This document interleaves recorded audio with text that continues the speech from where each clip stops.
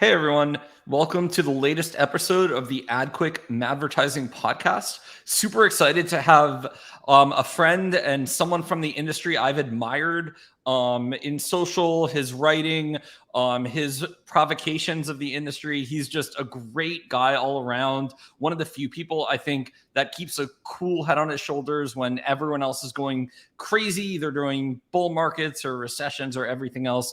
Tom Goodwin. So thank you, Tom, for joining us today. Thank you, Adam. That's a very nice introduction. And after following you for years and having lots of lively conversations on Twitter, I'm looking forward to what happens when we talk like this. Yeah, I'm so excited. One of the things that I talk a lot about, and I see you tweet about as well, is remote work. And I was saying before the call, objectively, this would be a better conversation in person. There are things that are better in person, but I wanted to get your take on the following. So, something like a podcast, something like a creative brainstorm, planning, any sort of complex teamwork, I agree is better in person.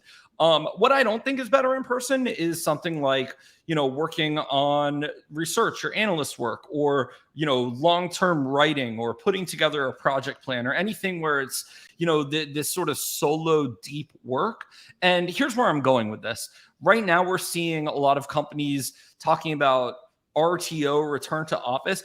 And here's the part that I don't get. You and I have worked from wherever we've wanted for 2 decades now. And so pre-pandemic, it wasn't, at least for me, and you're a consultant, so you've seen everything, but it was never, at my company, it was never you need to be here today thing, right? It was get your work done. When we have, team meetings or whatnot, let's all get together and work on our, brainstorming or whatnot. But it seems weird to me that we have companies telling and being like authoritative with actual adults, trying to be prescriptive of where they work. It seems weird. So do you have a take on what's going on here? I have my own thoughts, but I want to hear from you.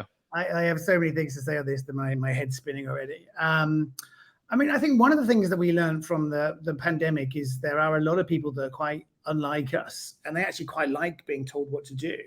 I've always assumed that most people have a broad sense of how to live their lives, and they have a broad sense of when they're doing their job really well. I tended to assume that most people are not lazy. Most people are fairly sort of committed in a gentle way to most jobs. And therefore, this idea that somehow people have to be told how to behave, I find quite strange. But I have sort of learned, I think, from the last few years that actually some people like that. Like some people like really clear instructions. Some people kind of like this idea that if they're in the office all day, then they must have done a good job, because it was their job to sort of be there. So with all these conversations, everything turns into sort of binary argument online and becomes simplified. But I think these things are quite complicated. I think most people can be trusted to do their job brilliantly. And to make good decisions about how to do that. I do think people start to sort of lose a sense of belonging. Again, people have very, very different jobs. It's extremely different if you work in a shitty building for a local government department where everyone's quite sad. It's a different thing to sort of work in a global advertising agency on a huge pitch where people are loving every moment they spend around each other because it's inspirational. So we need to have a sort of approach that works for everybody. But I do tend to think that most of the time it's quite nice to be around people who are working together in similar ways on similar goals. I think in person allows us to have really nuanced, difficult conversations. In person allows us to kind of focus on the things that really, really matter. And there's a weird kind of resolution to conversations that happens when you can actually look inside people's eyes and sort of read their body language. If I think about the most important conversations or meetings I've ever had in my life, the ones that allowed me to come to America or the ones that got me a big promotion or the ones that sold in an idea that was amazing, they were always quite casual, snatched conversations where I'd read the body language of the person I was talking to. We've all started presentations with clients and just realized they're not really present, and then you find out that their kids are in hospital or something. And that doesn't really happen in the same way online. But no, I tend to sort of come full circle, and that's to actually think that in 2020, in February of that year, at any moment in time, about half of the people that I worked with were in the office. 10% would be in Manila at a conference, or they'd be at their clients' offices, or they'd be at home. And I think more than anything else, one just needs to kind of trust people to do their jobs really well. and to make their own decisions about how to work, but also create an in-person working environment, which is somewhat desirable. And that includes making spaces where people can focus on, sort of deep work or whatever they call it. Yeah, and I think you hit the nail on the head with, okay, these really important discussions and really important meetings are in person. I think that's something that's not really controversial. The part that people get bent out of shape about, I definitely think, is the media framing, and then it's clear that bringing people back and saying, okay, you have to be here X number of days per week it's like layoffs under another name, because they know they're going to lose X amount of people. Having run remote teams and having been at big companies where there was optionality of where you shipped, the one thing that I think is always missed is the really well-run teams had QBRs with consistency. Every quarter, the whole team would come together, whether you were in, the London office, the New York office, the San Francisco office, and we would get everyone aligned on the work and on like what the big ideas were. And then we would go and do really good project planning. And then I actually love async work. I don't even like Zoom that much.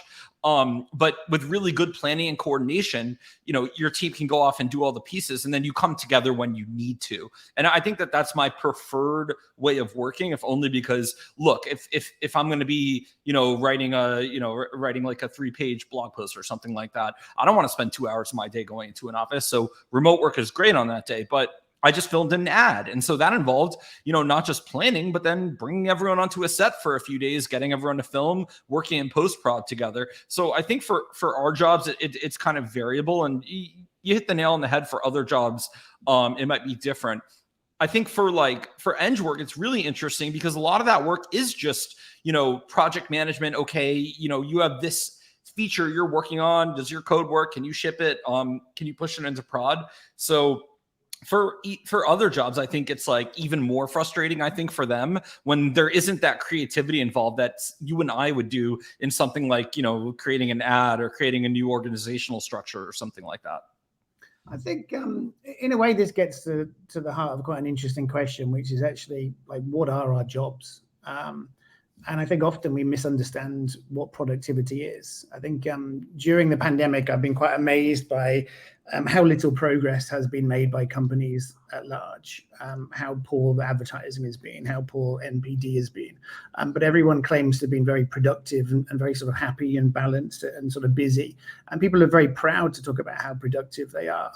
I sometimes think that people misunderstand what productivity is. I think a lot of people think that their job is to be on calls, and it's to reply to emails quickly, and it's to get to inbox 0, and it's to do their timesheets. And people seem to sort of conflate a busy process with a powerful outcome.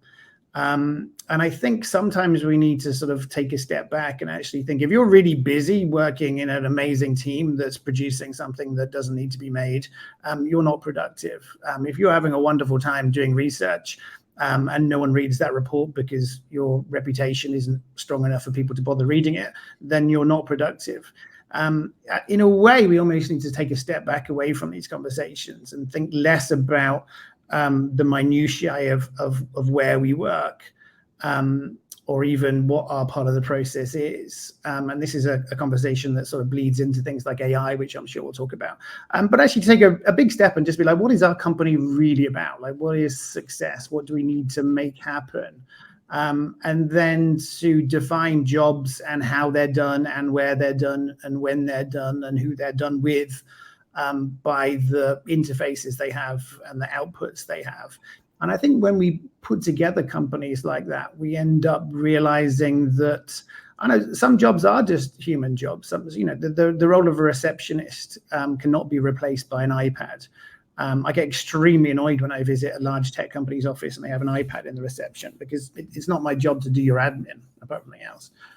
Because people are full of egos and sort of weird behaviors where they want to be greeted. There needs to be an element of passive security there.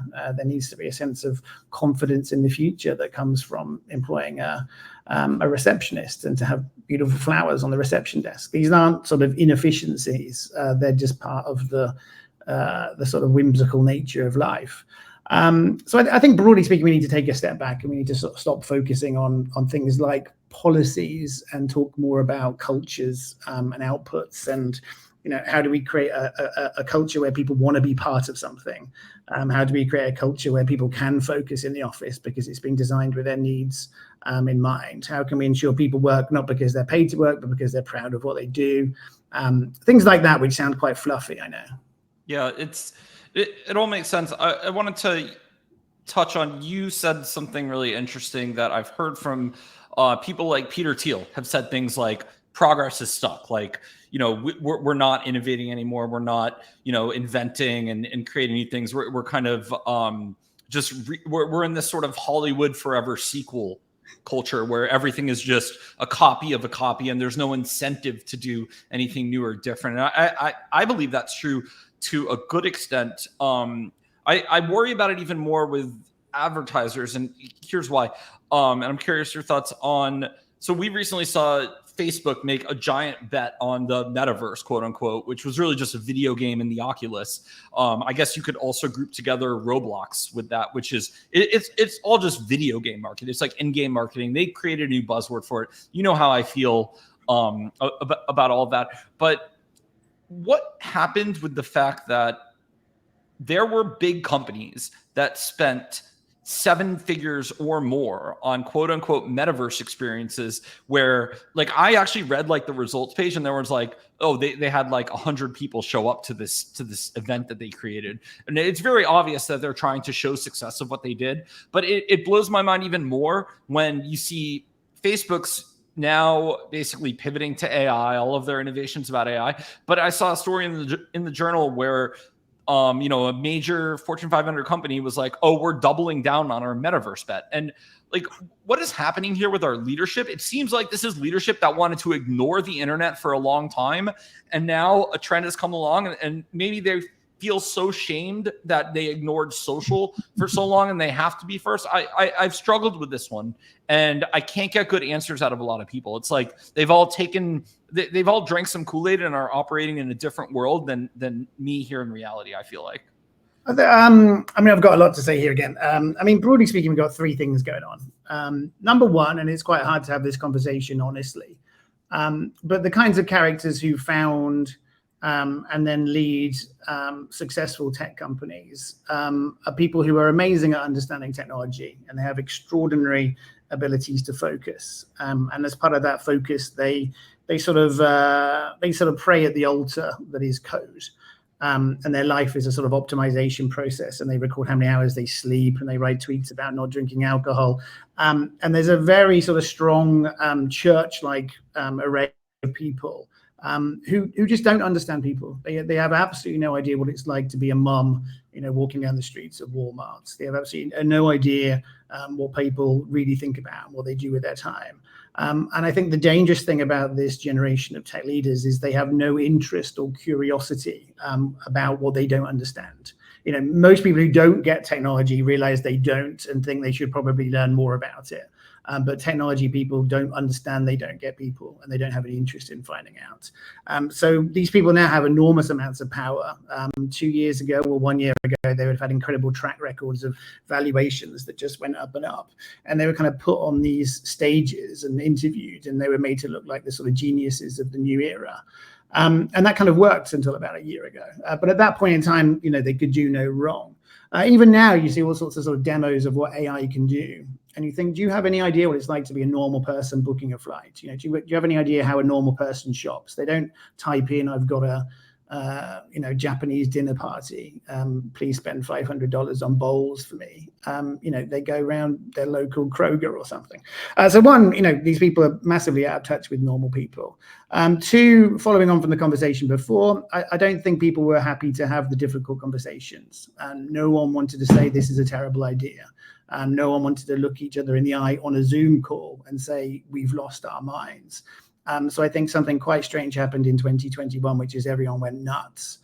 People just had too much time. They didn't have enough contact with each other.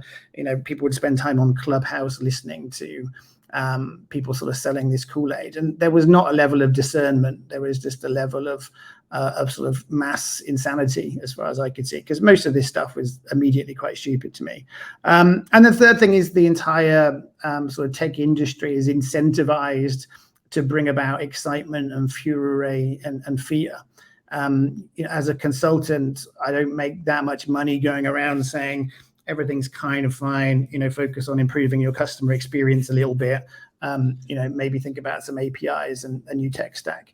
You get much more fame and much more money if you say, what's your Web3 strategy? You're screwed. If you say, VR is going to change everything, put all of your money into this, otherwise you're going to look foolish. So it creates a sort of ecosystem where everyone benefits by making everything seem like a huge deal. And that these people are routinely wrong, that people go on stages and they say that 50% of voice searches will be done by 2020, and it's not true. That people say, 5G will completely change the way that we live our lives, and it's not been true. The fact they're wrong doesn't seem to have been a problem for anyone. So this sort of circus of sort of hand waving and ever more dramatic videos carries on.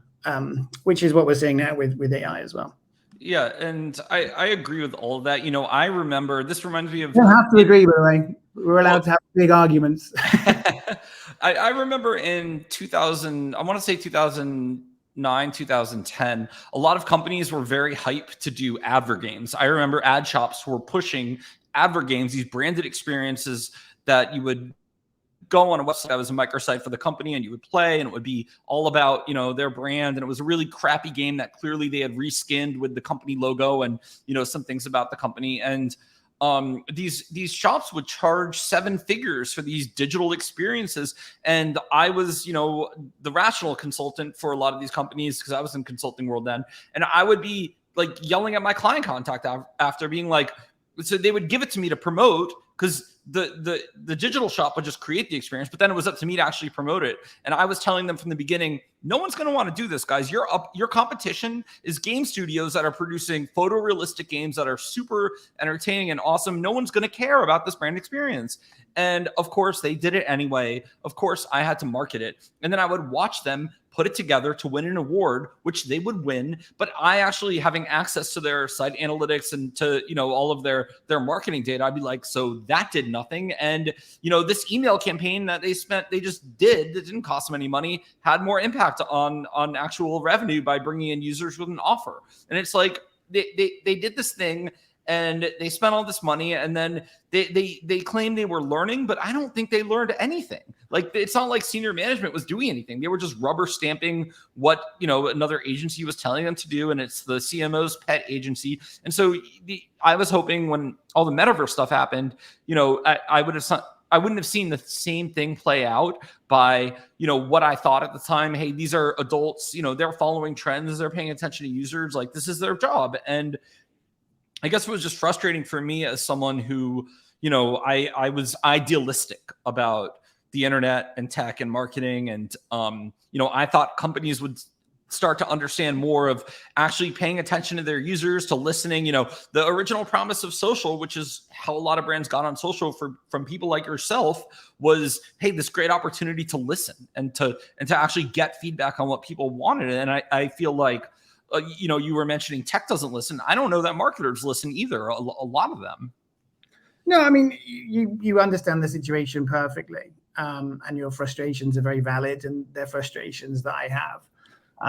There's something very odd that happens with people where, generally speaking, everyone I've worked with has been brilliant, and generally speaking, they've been part of a system of people that ends up making quite stupid decisions. A lot of the kind of fundamental nature of the world today is miraculously stupid, despite the fact that we have remarkable things. I mean, right now there'll be some people in a sort of meeting room talking about how to tweak the lasers, to get more energy from nuclear fusion. a process so extraordinary we can't begin to understand how smart those people must be. But there's someone else in a room saying, people want conversations with brands, and everyone's sort of nodding, even though that's patently absurd. There'll be someone else talking about, how click-through rates really matter for advertising campaigns, even though there's never been proven to be worth anything. So there's a sort of lot of stupidity in the world. There's people that get given budgets, and if they don't spend their budget, they won't get it next year. So they spend their money on things which are unnecessary. And I think slowly over time, I'm coming to realize that I'm not in control of that. It's more important for me to be to look at myself in the mirror and to be proud of what I do. So I will still say to companies, don't make an Apple Watch app, it's a waste of time. I will still say, if I were you, I wouldn't really think about the metaverse too much, but this is how to think about the changing consumer world. So I do what I do, and it means that I don't have as many projects on the go at one moment in time, and it means sometimes I get frustrated. But I live in hope that over time, people will realize that actually, I kind of have been right about, sort of almost everything. And at some point, doing the simple things that matter really well is more important.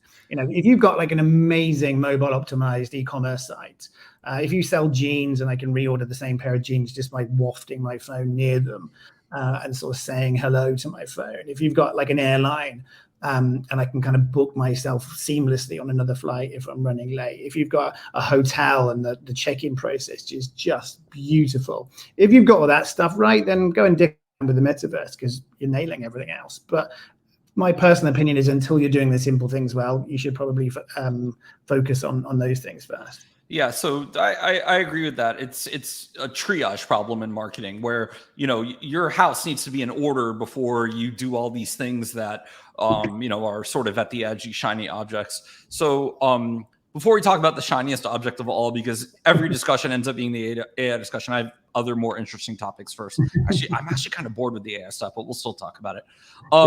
So recently, there's been a huge debacle with, I'm sure you've seen it, with Bud Light entering the culture wars. And so we don't have to talk about that in particular, but I'm curious what your thoughts are on if I'm a major consumer brand, like the culture wars, is there a side I pick? Do I stay out of it? Like, what are your thoughts broadly? And like, can you talk through how you think about brands and what's happening with our sort of tribalist world? Yeah. I mean, if I wanted to sort of be dismissive and shut this down, I'd say it's kind of ridiculous that people are talking about this stuff because it doesn't really matter. And there's this idea that somehow, Anheuser-Busch has lost billions of dollars because of this. It's complete nonsense. Like this stuff in the real world, it doesn't matter. No one really cares. It's a bit like Pepsi changing their logo or the New York logo changing. We tend to sort of jump on these mini storms as if somehow they matter. So none of this really matters, to be honest. But that's sort of dismissive. I think there's another conversation which is about brands where actually there are a couple of brands that are kind of not really owned by the brand owners. They're kind of owned by people. They're kind of so iconic that people feel like the owners shouldn't really play with them. And I think a brand like Bud Light is quite a good example. Coke could be a similar thing. Cadillac's a little bit similar. There are some brands that are almost so precious that actually one has to be more careful than normal when they're operating on them. And I do think the strategy behind this was particularly bizarre. I think sometimes marketers sort of forget what their job is to do, and they feel like they need to be busy and they feel like they need to get noticed. The number of brands that rebrand or do a new logo every 5 years because people in the office are really bored of seeing the logo, and they forget that actually most people have got no idea what the logo looks like anymore. So I think most of our problems can be solved by just taking a step back.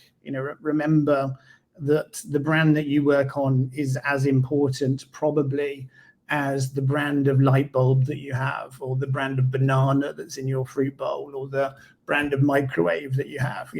People don't wake up every morning thinking, I wonder what the brand values for Le Croix are, or Belkin iPhone cables as they look around my apartment.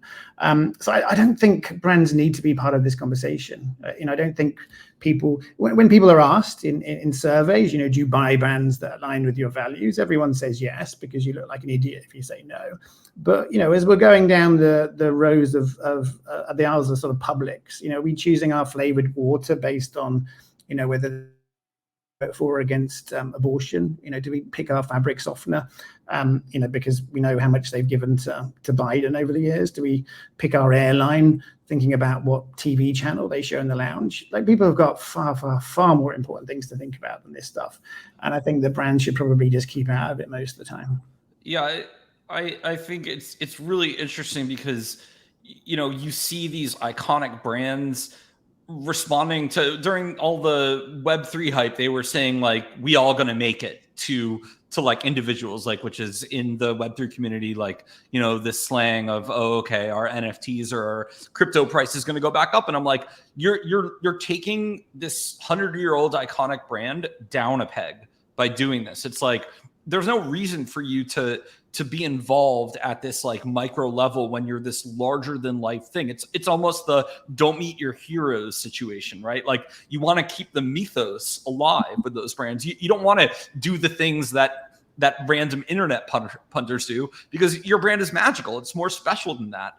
And I worry that a lot of the brand managers are so involved, like, they're personally invested in the culture wars, whatever their side is, either side. I'm not saying like it's one side or the other, but they see it as, it's my responsibility to represent, what I think is right in the world through my work. And so that's how it ends up manifesting in the business world. And so I find it odd as well. I don't think about, I don't want to think about a brand's abortion stance when I buy a product. The other thing is, like, I'm like pro everyone, being, whatever they are, and I still eat at Chick-fil-A. And I know that, their ownership has a certain issue, but I'm like, what? The other thing people don't think about is there's 50,000 people that work at Chick-fil-A of all attitudes and backgrounds. So like, yeah, they might have certain things that like the top management believe, but at this point, they're such a big company anyway. It's not like you're supporting anything one way or another.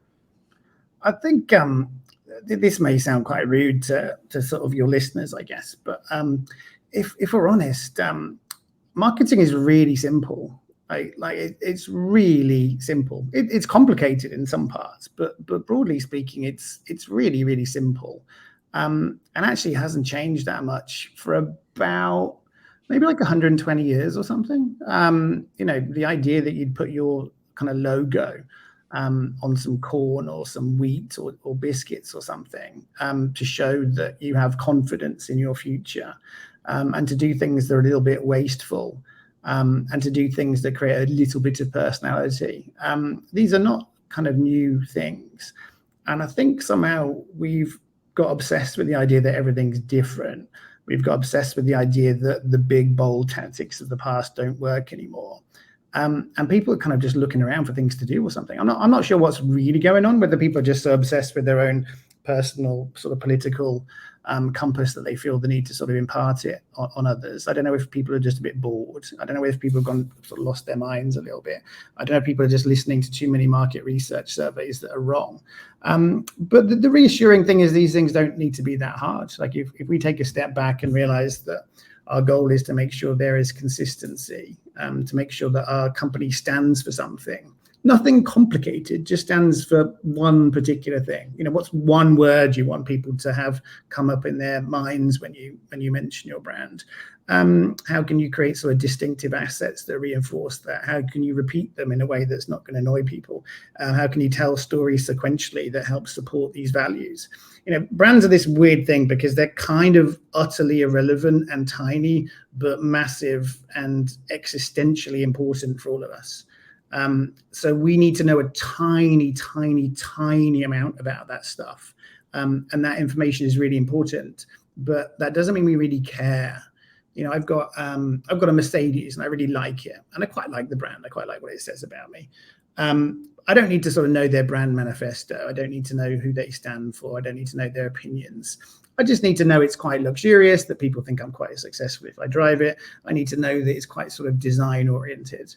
that's enough. I don't want to have a conversation with this brand. I don't want to invite people from the company around to tea. I don't really want to tour their factory. I just need to know a tiny bit. And I think advertising in the modern age is the art of getting tiny relevant bits of information into people's heads.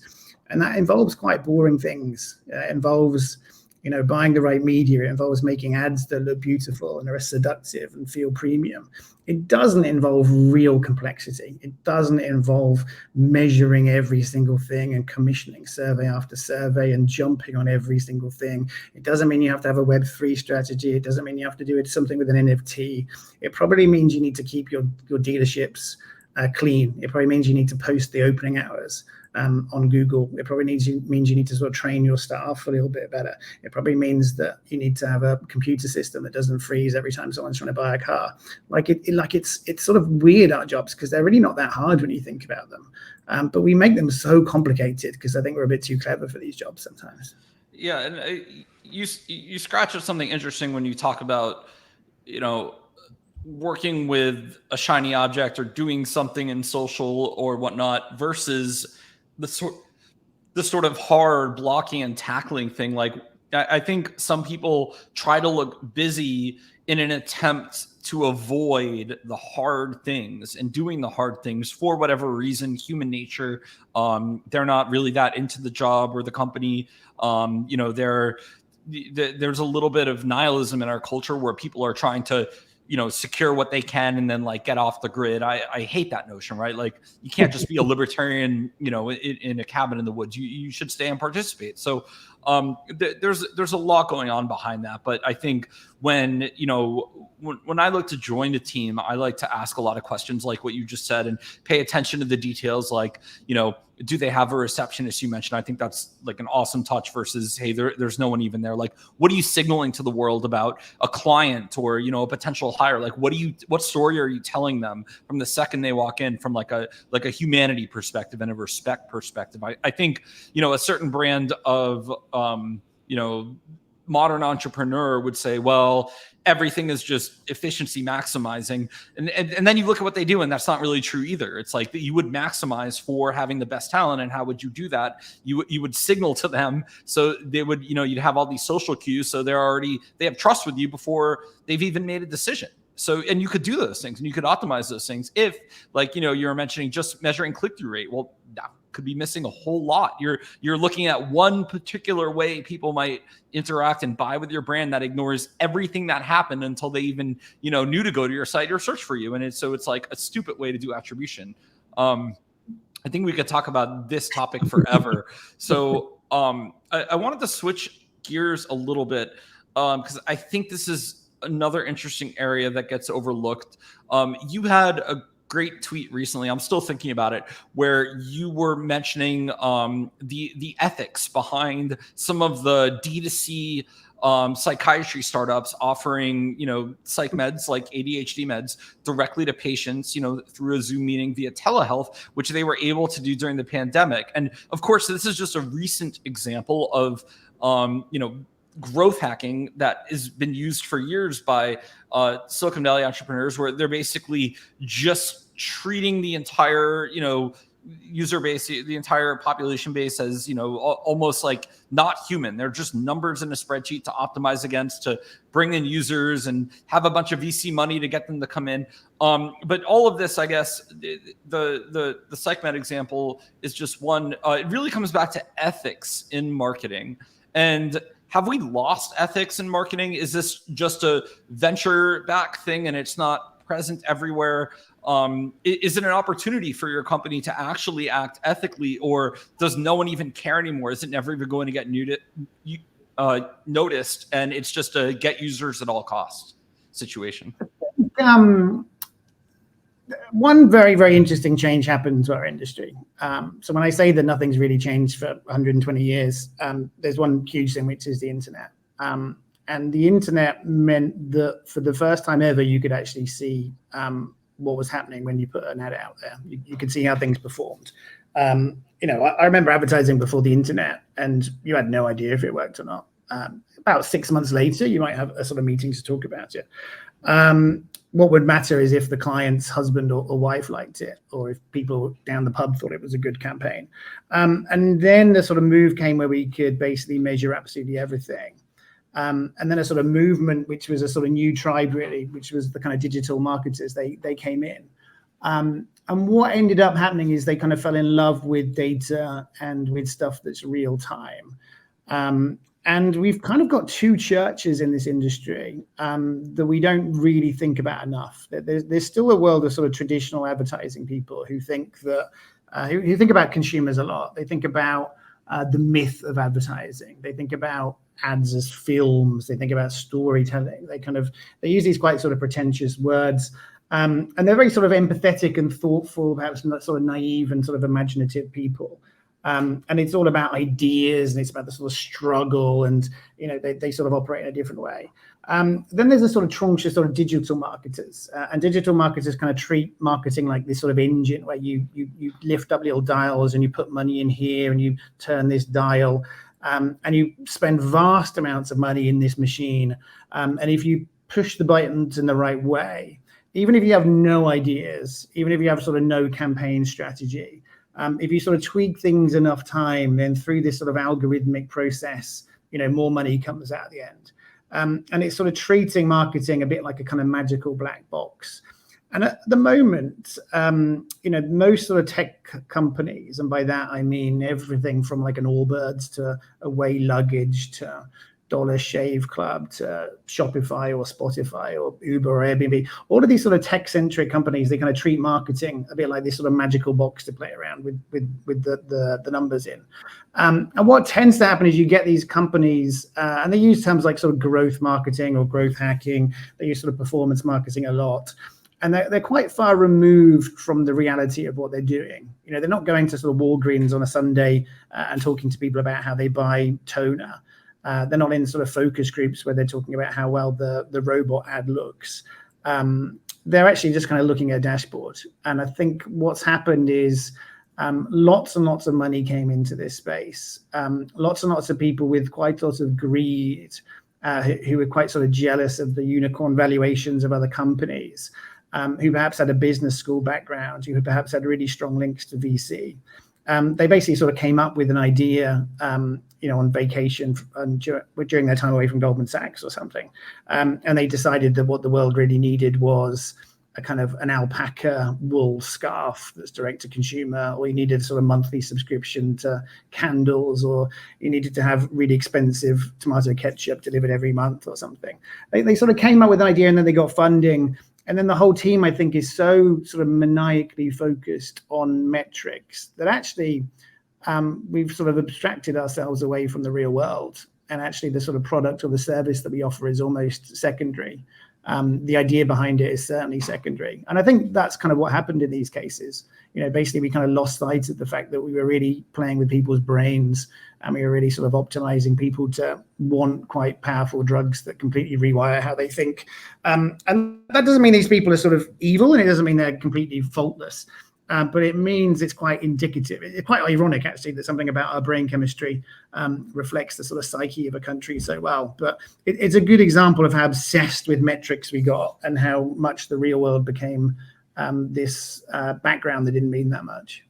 Yeah, and I think it's the Adderall example is quite ironic, because it's almost that drug is like a microcosm of the macro culture. It's it's that you're trying to over optimize, your brain chemistry, your life. Everything is just about productivity. There's no pause to read. You mentioned you need to be asking why a lot. I don't think they ask why. I think it's just go, go, go. And, it's going to be like that Talking Heads song. So how did I get here? Right. It's all of a sudden they're going to have an existential crisis and realize they spent 10 years never introspecting. They never talked to users and actually found out how the world was being impacted by what they were doing. I think Facebook, which we mentioned, it probably has a lot of people. You see Chamath, for example, we'll get into AI, but he recently had a tweet where he's like, whoa, we need regulation around AI. And, where was this guy when he was making, billions of dollars early on at Facebook. They didn't even have any sort of moral compass. I'm not even sure he has a moral compass now. I think it's more of a, which of his startups in his portfolio are going to get sent to zero if GPT-4 is that much better at, X, Y, or Z. So it's really interesting to watch a lot of this play out a little bit longer term, where you see a lot of the ex-Goldman banker who wandered into tech. What happens with these guys a little bit later, because it doesn't seem to end in a good place for them either. Even if they make all this money, a lot of them still seem deeply unhappy. And you and I know the reasons why that is, but I don't think they've thought about, they didn't think about their path in life enough to do better than to get to a point where it was them like lashing out at people. Oh, you need to go back into an office and work harder, right? And they're optimizing for one thing as well, which is very mechanistic and a little bit sociopathic. I may be about to say things just out of a sense of sort of therapy, and they just come across as being quite sort of bitchy. But but one of the reasons to do sort of podcasts is because it's free therapy. I listened to the All In podcast the other day. I don't listen to it very often, and it was so sort of irritating because there was this sense in the conversation that these people, incredibly smart people, really sort of powerful brains, like really, really sort of powerful thinkers, miraculous in their sort of cognitive power, but utterly, utterly clueless when it came to understanding anything outside their domain. And I think over the last 3 years, we've kind of fallen in love with these people who don't really understand anything about the world whatsoever, and are quite happy to sort of present their opinions and get listened to, because there is a sense that they must know what they're talking about, because they're quite wealthy. And it's extraordinary, really, to me, that we have this environment where there's so little thought that really, really happens in the world. I work occasionally with startups, and you'll understand why I don't work with them often. They're extraordinarily sort of clueless. Like when you actually talk to them about what their product is to do, where their market share is going to come from, they're growing the market or taking existing market share. They don't have anything. They kind of exist to sort of ship things with amazing frequency. And there's this sense that if they pivot enough time, and if they ship enough in the way of updates, and if their product roadmap changes enough times, they'll sort of magically sort of hit upon a winner. And I really, really think we need to sort of change the culture of VC. There's absolutely no thought that goes on in this space. There's absolutely no consideration of people. There's no imagination. There's no sort of real ambition in a sort of human sense. It's all just numbers in spreadsheets. And I'm kind of hoping that what comes from this period of sort of soberness is a more discerning and thoughtful and sort of ambitious and sort of pro-human period, where we actually look at this amazing tapestry of technology we have, and we look at these amazing levers that we now have. And we think, how can we, I don't mean this in a sort of very fluffy sort of Patagonia way. I mean, like, how can we just make stuff that really needs to exist? How can we make a printer that people quite like using and they know is going to work? How can we create use Uber-like technology to create a really nice rural bus infrastructure for places where people can't afford? How can we use technology to sort of change zoning regulation to allow people to build houses more cheaply?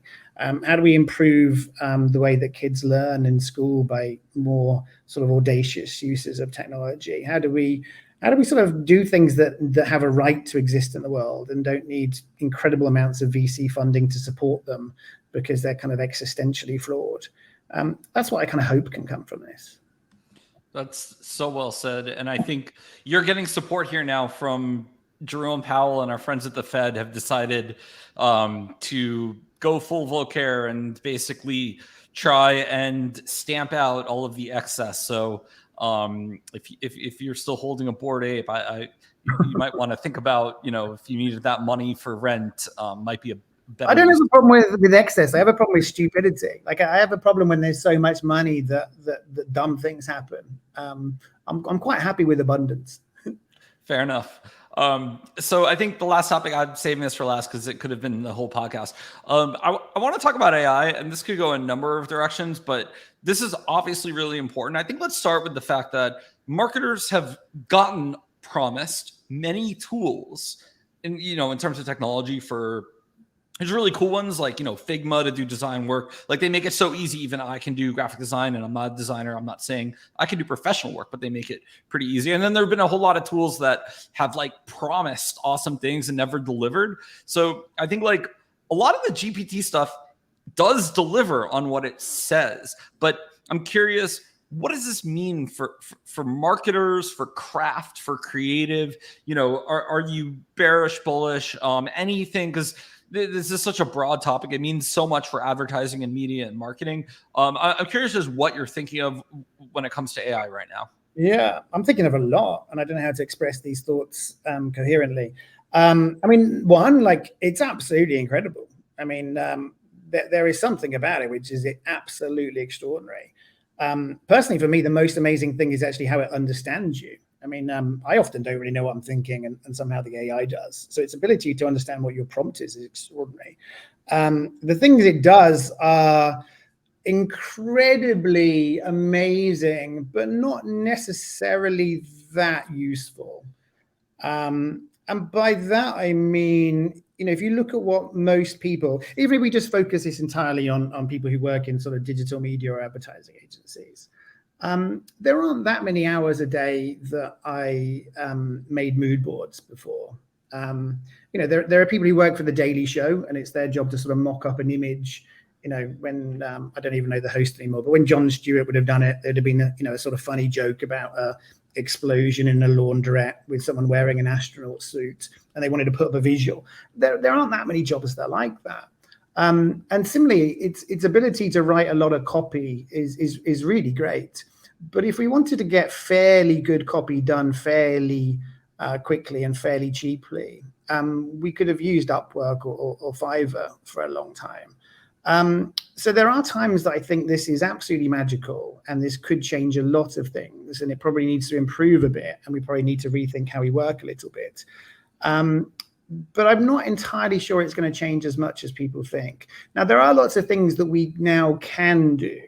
So if you're, if you have a cruise liner, you could now create a sort of personalized welcome video for you, Adam, that's going to show you, they knows that you love go-karting. It's going to tell you that the go-karting track's on the 9th floor. It's going to sort of tell you that there's a lovely sort of dim sum served on a Tuesday afternoon. Like, it could make sort of personalized videos for you, but that's not incredibly sort of life-changing. You could now use it to write sort of PLU copy for an e-commerce site, but it wasn't that hard to do it before. So I think of like all tools, AI is a lever. It allows us to get more.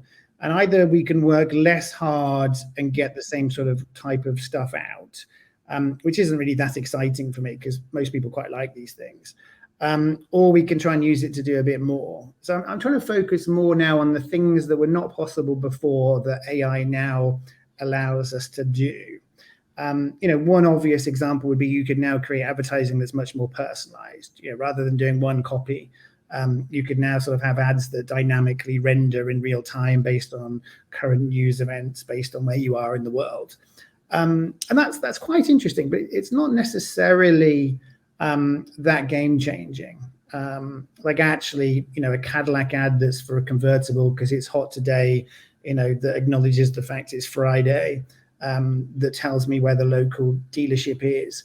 It's not necessarily that much more effective. Over my time in media, we've done ad campaigns that have been more specific using more personal data. And we tended to find the premium we would pay to make them more personal was about 10%. And the actual effectiveness would go up by about 5%. So it was generally a waste of time, to be honest.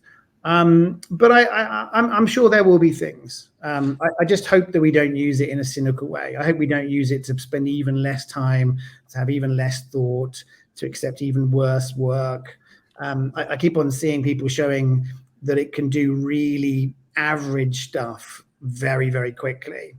And I actually think we live in this amazing profession where it's our job to be extraordinary.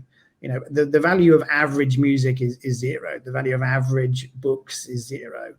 The value of average photography is zero. Like, our job is to be as brilliant and as remarkable, as miraculous as we can be. And it happens for a sort of fleeting, magical couple of seconds. And I don't think we should give up on that and just aim to do average free. We should aim to use it to do something even more special. Yeah.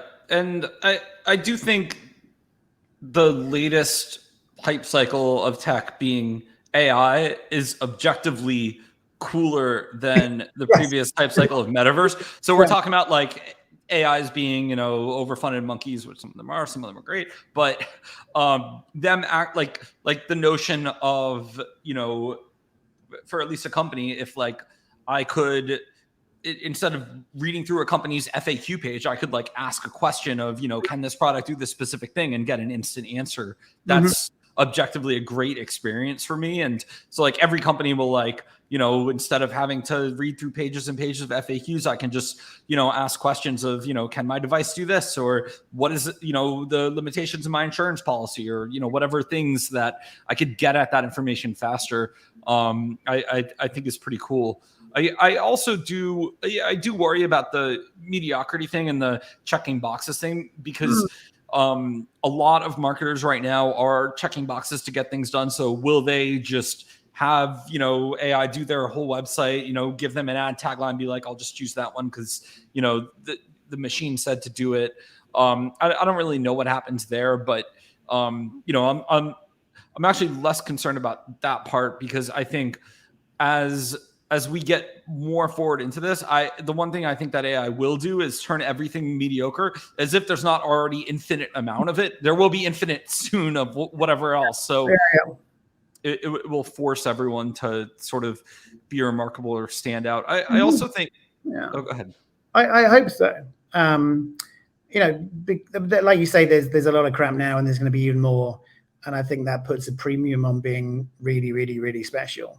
I just really hope we use it to not be more lazy, to not be less discerning, to not automate out aspects of our life. I hope we can use it to kind of free up a little bit of time to just be even more brilliant at moments that really matter. Use it to write the terms and conditions for the website. Use it to write the FAQs. And then don't take that time and decide that you should launch 10 more products next year. Take that time and just craft the website so it's just amazing and that people notice it. It's not just the same website as every other website with 15% off if you sign up for a newsletter. Yeah. Tom, I just have one final question, because I have you and I think you're a brilliant guy, and then you can plug your consultancy at the end. But while I have you, I think right now, between remote work, between AI, between a recession looming, it's really hard to be a young person starting out in advertising today. Is there any wisdom you could impart, with your sort of timeless Tom, hat on of what will help them have not even just a financially lucrative, but maybe like a happy and fulfilling career? Yeah, I mean, it's very easy for me to seem like a sort of smug 44-year-old that's sort of out of touch. So therefore, this may not land that well. I mean, things have always been really hard, just in different ways. I remember at one point in time, I couldn't get a job, and I spoke to my eldest sister about it, and she showed me a kind of ring binder. Actually 3 ring binders full of rejection letters, because back then you applied for jobs by going to the post office and mailing a individually written cover letter, and she had about 300. And then when she finally got offered a job, it was on the most sort of disastrous salary you could imagine, and the commute was two hours away. I think sometimes we kind of forget how hard things were in the past, actually. I think sometimes we forget that it's not normal to be surrounded by such tangible examples of success. I think one of the kind of cruel things about recent history is it kind of rubs our faces in the success that people have. So you now get to feel like your comparison set is the most beautiful person ever, the richest person ever, the person most like you that's most successful. You have all these sort of 17-year-olds that make $1 million a month by drop shipping.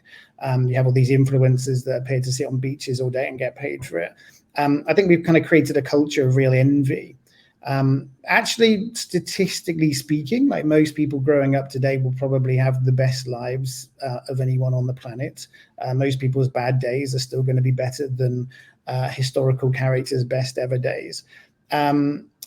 And I think we need to sort of keep that context. I think one of the powerful but quite paralyzing dynamics of this moment in time is that things are not fair, but they probably are more fair than they've ever been before. You know, if you wanted to be a TV presenter 50 years ago, it was almost impossible unless you came from a certain social strata. If you wanted to be a journalist that got noticed, it was simply impossible for people to get their words out there for almost all of human history. We now actually have an environment where things are more democratic and more fair and easier than they've ever been. That doesn't make them easy or fair, but it means we have a bit more sort of power. We have a bit more say in what we can do. We now have access to everything ever written, ever known on the internet. We now have access to millions of training courses. If you want to teach yourself to do anything, you can, probably for free and probably with a really good teacher. So we're sort of going into times which are actually no more uncertain than normal times. It's very normal to have a war. It's very normal to think that a recession is just about to come. It's very normal for interest rates to be all over the place. We're not in particularly uncertain times. We're not in unusual times. We're in times which are actually quite benign. It just doesn't feel that way because our news diet is paid for by outrage. So just feel a little bit more confident, realize that things are more in your control than ever before. Realize that it doesn't matter what other people are doing. Realize that you now have whole new parameters of opportunity.